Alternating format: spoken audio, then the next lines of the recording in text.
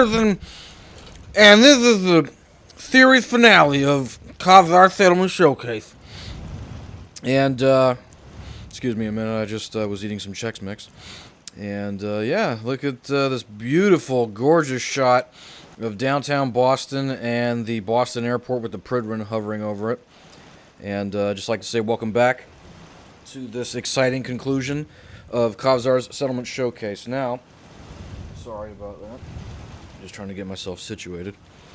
And, yeah, I ended the previous video on the southern end of the island, but I decided to go back, take a look at this beautiful view to finish off the series with. We are back towards the dock for the SSBN Dauntless. There it is, sitting there, parked. There's the vault door, the single entrance to the island. And I just wanted to kind of do a review of the western border of the island, the western defenses, which I said, again, is the most heavily fortified part of the island, because you figure that's where the most direct attacks are going to be coming from. You know, super mutant in a rowboat. But, anyways, we have a little guard post here that keeps an eye on this little dock, you know, make sure nobody docks up that we're not familiar with. And, you know, minigun turrets there, you got all the crazy turrets there. And here, you have the very expensive mod turrets. These cost, I think, about 2,500 or 5,000 caps a piece, I forget which, but yeah, these are very expensive to build, and they do require a power source as well. However, these are anti-tank rifles. These have a psychotically long range, and whatever they hit just explodes. So, very powerful defensive set here. You figure that they have a very good field of vision. For the Commonwealth, anything that comes within 1,000 yards of these or longer, probably longer, is just obliterated in an instant. So, kind of the tip of the spear for the western defenses of the island. And here we go. We'll just keep going south, back towards Silent Lament, and we'll finish off the video there. So here you have a little elevated bunker here with some minigun turrets and a laser scanner, kind of monitoring the length of the beach here, the western side of the island, and just to make sure that nobody lands and tries to penetrate the walls. So pretty heavy defenses here. And just keep heading south. Here we have another bunker. Keeps a nice little alcove over here. Make sure nobody gets over here. Another little alcove area. Here you have a fat man turret. So kind of long range, you know. And also designed to knock out those boats. If anybody, you know, lands on those little sandbars there behind the boats, these can vaporize not only the enemies but the boats themselves. So there you go. Here you have more minigun turrets, fat man turrets, again for the same purposes of negating the cover offered by those boats and those sandbars. So you just keep heading south. Here is a little bunker area. You can kind of join in on the defense if anybody decided to attack from this direction. You could come immediately from wherever you are and just kind of, you know, spray the enemy off. Let's get this bad boy out. Yeah. It's like Normandy all over again! Yeah. So, you know, anybody that tries to come through here. And I think that's another thing I was debating on doing. In addition to the Redux videos I want to do, I also want to showcase some of the defensive emplacements on some of my settlements. And the way you can do that, there's a couple of mods that you can spawn enemies in quite large numbers, actually, and fend them off. And so I'll probably do that at a later date as well. But for now, this will be the final video for Kavzar's Settlement Showcase. I will attempt to get back to doing Survival of the Fittest when I can. I actually have a huge backlog of videos for that to upload. But I also never finished it because of the fact that it's horribly glitched right now, this game save. So I'll have to start a new game save and get situated for that. That'll be a while in the future. But anyways, here's the largest bunker on the west side. This is pretty much the largest chunk of linear beach right here to defend. You know, a lot of sandbars. And, you know, it kind of gives you a little bit of a view behind those boats.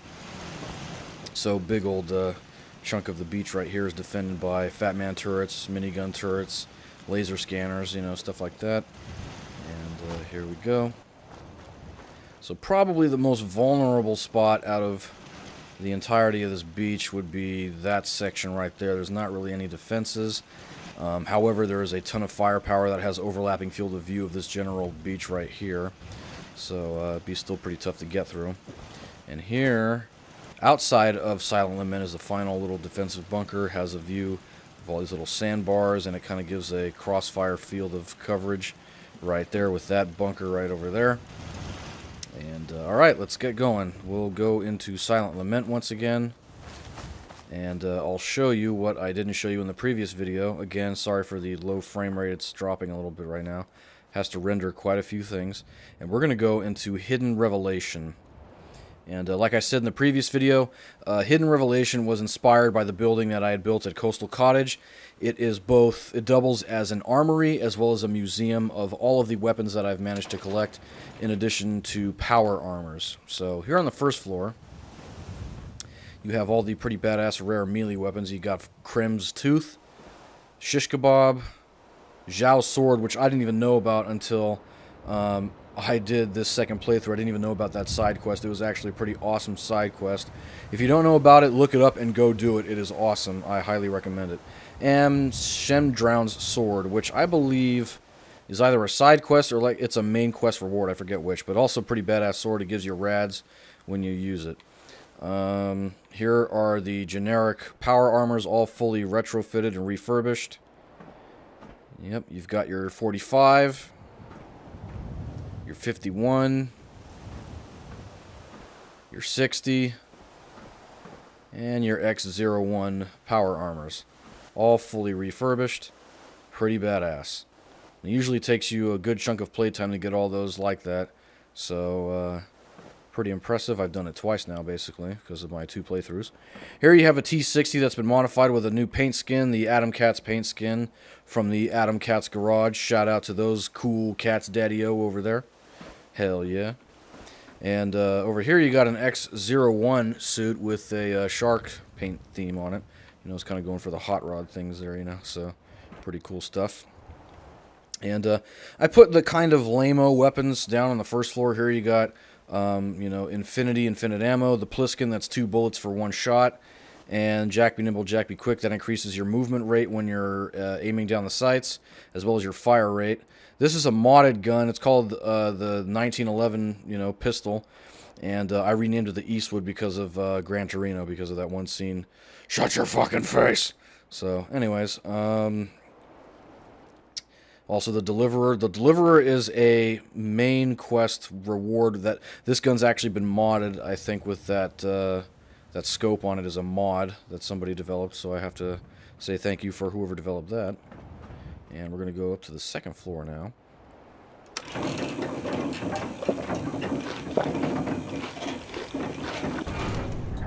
And here we've got Brotherhood of Steel, T60. And on the other side is the Raider armor, power armor. There you go. So, you know, kind of, you know, light and dark, kind of good and evil stuff there. But who's good and who's evil? Since the Brotherhood of Steel's full of dickheads. This is a modded gun, 10mm carbine. It's a mod weapon. Pretty awesome, although sometimes it has been a little glitchy with rendering the clips for whatever reason. But anyways, Ghoul Slayer's carbine. It gives you a bonus in damage against ghouls, I think 30%. The Penetrator, this one just does extra damage all around to everybody. And then this one is, yep, Mutant Slayer's carbine. Does 30% extra damage to mutants. So pretty cool guns. I actually have one of them right here. Which, what is it? The Hedgehog. I think it's a faster fire rate. And, gotta go fast. Get it? Anyways, so yeah, here we have some of the lever action rifles from the Far Harbor DLC, which for whatever reason, I haven't gone to Far Harbor yet in this playthrough, but for whatever reason, these were dropping on random enemies, so I was like, okay, cool. This is, I forget what the SA part stands for. Special action, I don't know. Lever action rifle. The CALAS, so that's lever action shotgun. There's a mod that was developed by somebody that you can turn the lever action rifles into lever action shotguns, and it makes them amazing. And then, of course, you have the wounding something lever action rifle. I forget what the A stands for. But, yeah, they're acronyms that I just developed. Anyways, so here you have a side quest weapon, the Justice Shotgun. Pretty badass weapon. This one is Kindness, which is, I think, the most powerful shotgun I have. That it's explosive damage added onto it, so it's pretty amazing. Although, don't use it when an enemy is right in your face, because you will kill yourself with it. And then, of course, Retribution, which adds rad damage to your shotgun, and this is my personal favorite shotgun.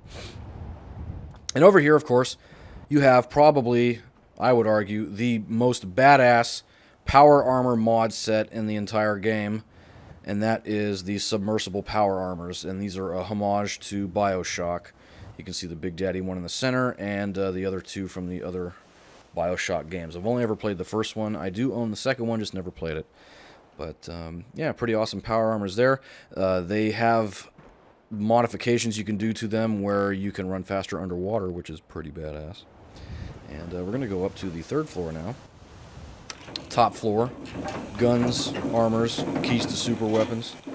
You know, stuff like that. It's a Halo reference for those of you who don't get it. Anyways, so yeah, we have the most badass guns on the 3rd floor here. You've got a modded gun, which is the revolver rifle. Originally, the barrel was like out to here to the light, but I guess the person who puts the mod out decided to change it to make it look a bit more realistic and less goofy with a horrendously long barrel. So now it looks more realistic. That's got a suppressor on it, and it's probably one of the most badass guns in the game, and I renamed it Tempest. And pretty awesome mod. I highly recommend you check it out if it's still available, the revolver rifle mod. And here we go. We have another mod. This is the anti-tank rifle mod. Highly, what's the word I'm looking for here? It's got a lot of interchangeable parts. It's you know, really damn it, I'm having a brain fart. But whatever, you get what I mean. There's a lot of options you can do with this weapon to customize it, and it's probably one of the most in-depth gun mods I've ever seen for Fallout 4. Highly recommend you check it out. It should still be available. It's fairly recent compared to most of the other mods that are in this video. And ordinarily, it's supposed to say Black Shark because there was originally the shark paint job on it, like the power armor downstairs. But I decided to remove the shark paint job and renamed it Blackout. This thing can basically insta-kill almost anything outside of a super mutant behemoth in the game. So pretty badass gun there. Huge amount of recoil whenever you use it, regardless of what build you use for it. So just a word of warning there. And of course, your typical Gauss rifle there, which I renamed Fortune in honor of the villain from Sons of Liberty, which I actually really hate that game. But I still remember her being pretty badass because of that huge railgun that she used in the game. So I named it in honor of her, and she was a member of Dead Cell from the Sons of Liberty, Metal Gear Solid Sons of Liberty. So there you go.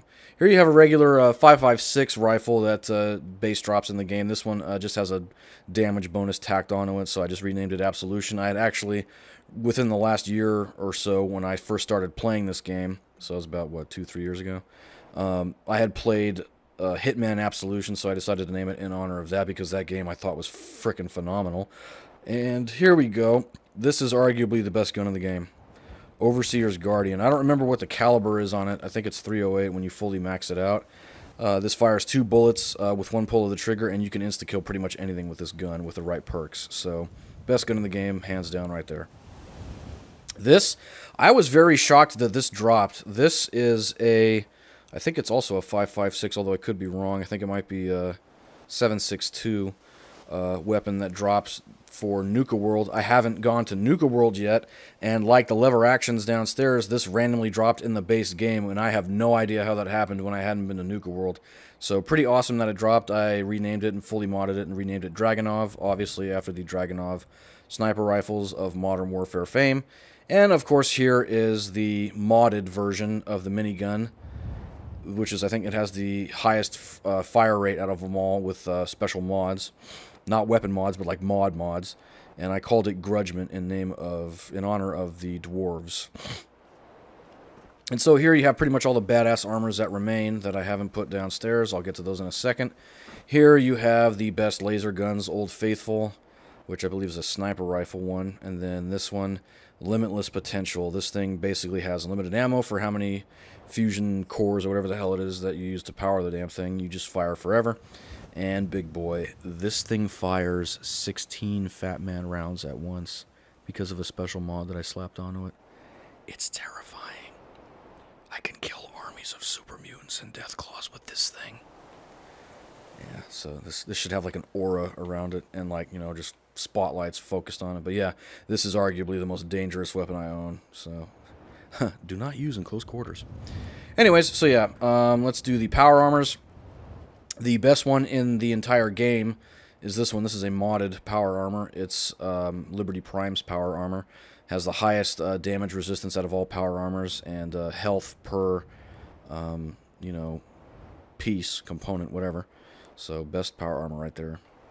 This one I like. It's the construction power armor. You can find a full suit of this at the very bottom of that rock quarry that's right next to Sanctuary. Where the hell is it? Thicket Excavations. You can find a full set right there. Or you can go to Concord and scavenge for all the parts of it there. You know, it's kind of a little adventure you can have there. This one is the Skyrim power armor. And you can see it's Nordic power armor. But yeah, I recommend looking that one up. You can decorate it with super mutant hound heads, death claw parts. It's really badass. And it comes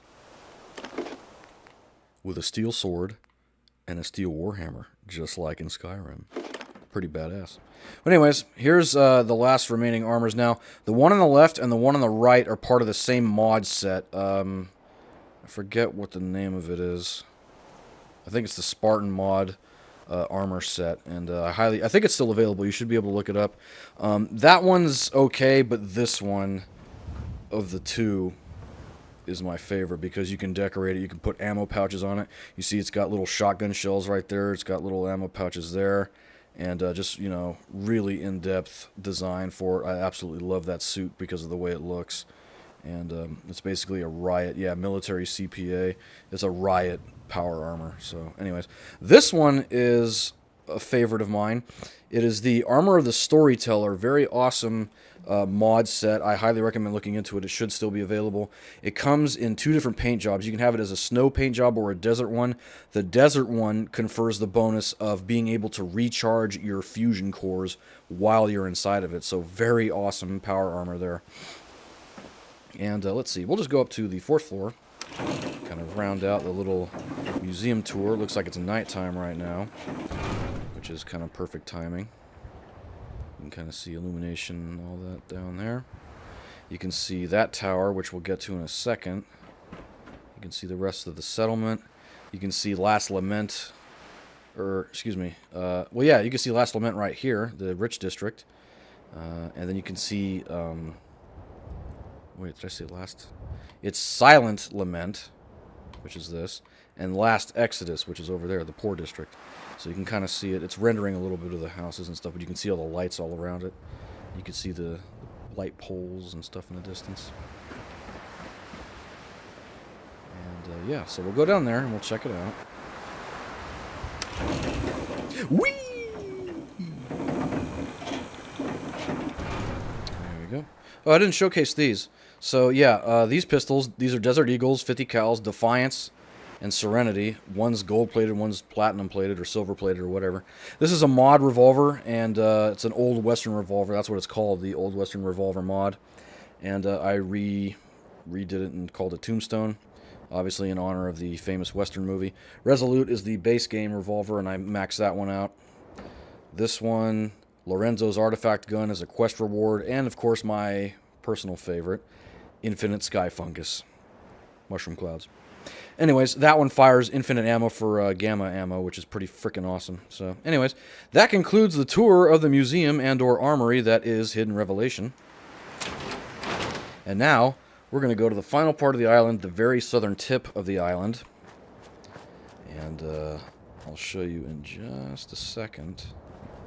So, if you remember from the previous video, the Eye of the North is on the north side. This one is the Eye of the South. Pretty much the same deal as the Eye of the North. This one is not made for habitation.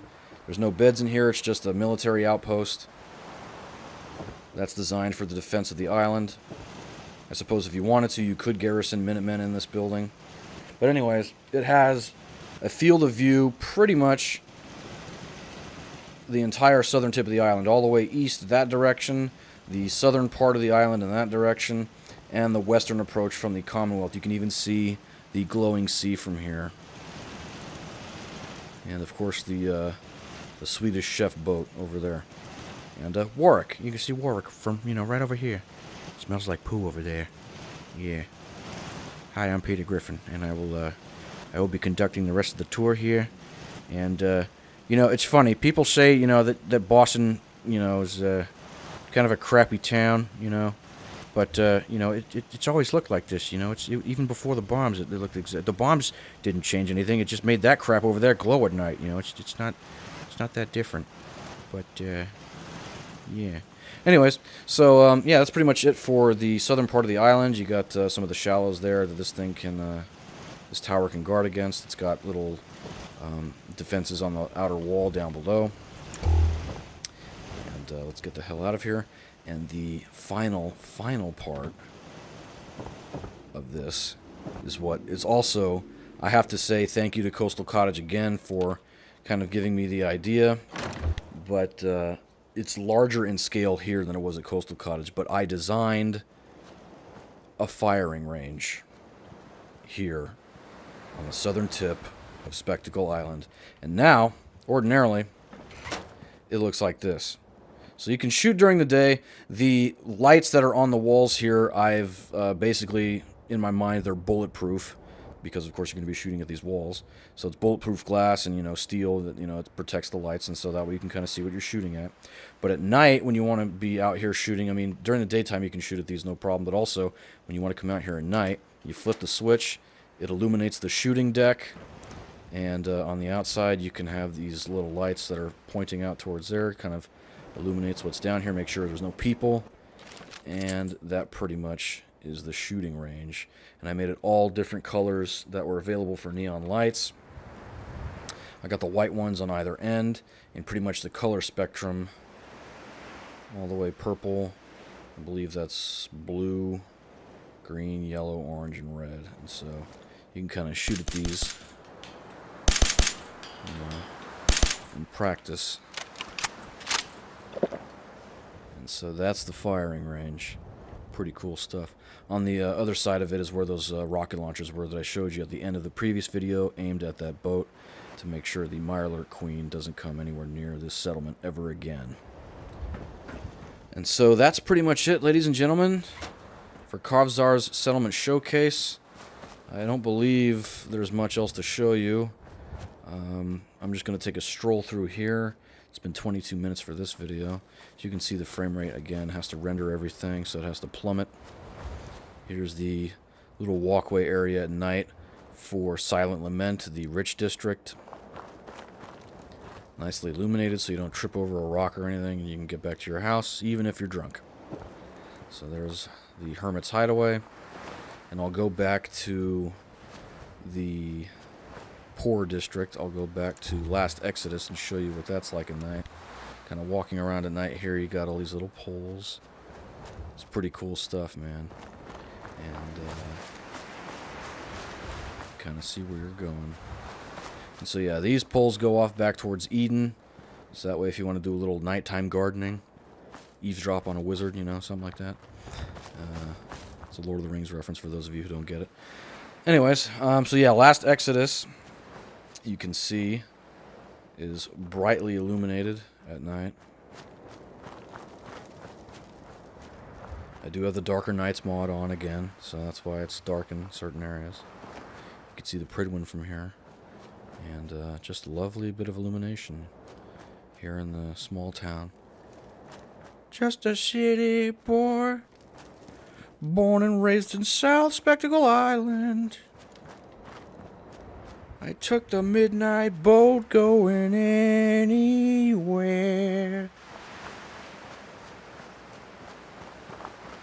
Oh man, I love Journey. But anyways, so yep, just coming back to the Dauntless. And just like to say thanks again for watching. It's been a heck of a ride, guys. I want to say thank you for sticking through all the videos. I hope you enjoyed them, got some ideas of your own for your own settlements. And hope you have some pretty good settlement builds yourself out there. And I certainly had fun recording these videos. I'm going to sleep a little bit, maybe get a nice little daytime view. Maybe see another sunrise if I'm lucky. And it's kind of bittersweet finishing this mini-series that I put together. I was actually really surprised and quite satisfied. There goes a really loud motorcycle in the background. Anyways, I was really satisfied with how this miniseries turned out, and you know, kind of doing the whole AV thing. You know, this is my intro to it. I'm autodidacting all this stuff. I'm learning it as I go, and you know, just really enjoyed putting together these settlements. You know, just as a kind of mini hobby, and you know, it's funny starting out playing this game and hating the settlement stuff that was introduced in this game. You know, saying, "Oh, this isn't Fallout," but you know, after a while, I kind of started to enjoy it, and I've been calling it the poor man's Minecraft. But you know, I think it's kind of fun. I've always had this little fascination with forts, like I said in previous videos, ever since Disneyland and what is it, Tom Sawyer Island. You know, if you've ever been to Disneyland in Anaheim, I don't think they have it anymore. I think they tore it down, but far and away they used to have Tom Sawyer Island, and there was a fort there, and you know, you can go into the battlements and use these little lever action rifles that were bolted to the battlements and stuff, and it was really cool stuff, you know, as a little kid, you know, being in a fort. So I kind of took that, you know, childhood exuberance and transferred it to this and made forts all over the place in the Commonwealth here. So just I hope you guys enjoyed the ride as much as I did. So thank you again for watching. Sun's coming up over Spectacle Island, and I'll leave you with this view of downtown Boston, the Pridwin, and the SSBN Dauntless. And thank you again for watching. Like, share, comment, subscribe, and I'll see you guys next time when I come back. Who knows when, but I will return. I'll probably use the same playlist on YouTube, and I'll do Redux videos and so forth, and then we'll get back to the original series of Survival of the Fittest. Thank you again for watching, and I really appreciate it.